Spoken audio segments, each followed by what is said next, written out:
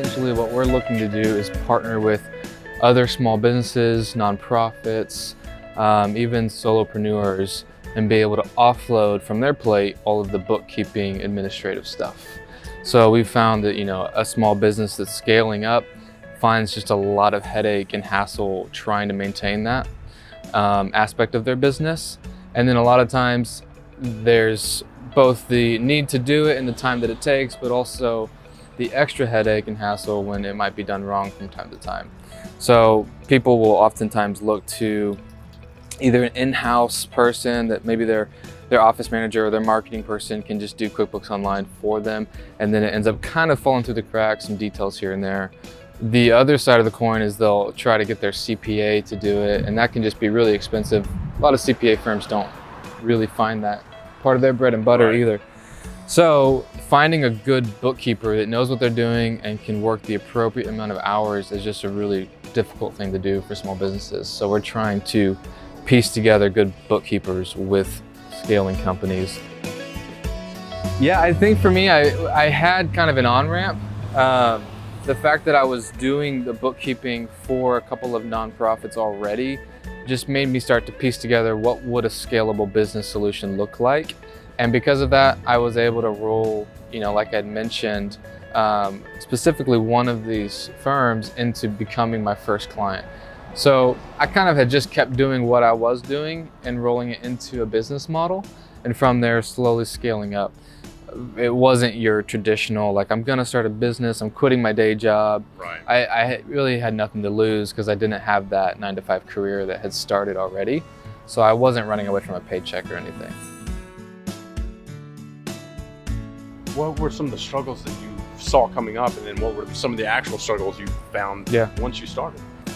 It was a reoccurring issue I ran into with this business of every 6 months, I realized this is a discretionary optional thing. I could stop at any point. It'd probably be easier to get a normal job. So the struggle was just to stay faithful to what I believed was a good passion that was worth pursuing, remembering why I started the business, and persevering through that 6-month cycle, when I'm thinking, man, this is financially tough for my family, and man, is this worth it? Man, I could probably just get a job with my degree and my experience. So I think, trusting my intuition and then leaning on the support system that I had to say, no, you have a good thing going, and you'll be thankful in the end to continue to push day after day.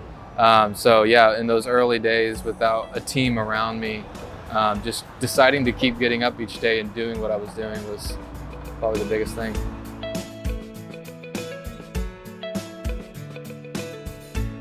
I think this market that we're serving of entrepreneurs and small businesses is obviously something I'm passionate about, and it makes a lot of sense, and I love numbers, and I love taking something that causes confusion and frustration for people and turning it around into a helpful tool to be able to understand their numbers. So all of this is piecing together just to the idea that I love what we're doing and it's scaling up, and I want to continue to push that momentum. And I go to work in the morning with the presumption that I will still be doing the exact same thing 10 years from now, 15 years from now.